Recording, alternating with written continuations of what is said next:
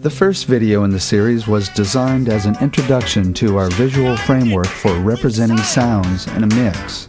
In this video we have covered, and you've learned, that we perceive sounds in a mix two ways.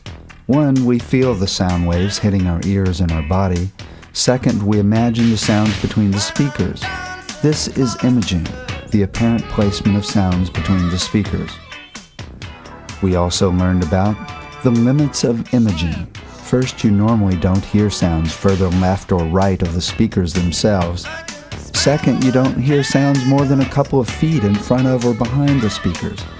And you don't hear sounds much higher than the speakers themselves, but we do hear sounds come through the floor. We also learned that this is a limited space between the speakers.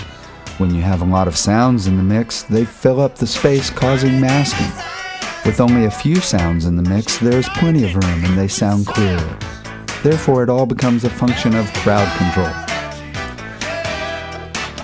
We also learned that you can move sounds around in this three-dimensional space between the speakers with panning, volume, and EQ.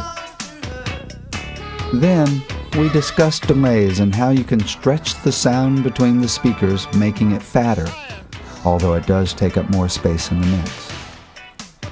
We discussed reverb and how it takes up a ton of space between the speakers and how it can be moved around in the mix. Then, we gave you an introduction of what is to come in future videos as we briefly discussed different structures of mixes. We discussed how the mix should fit the style of music and the details of the song. And we ended by showing how the dynamics that we can create with the technical equipment relate to the dynamics found in the music itself.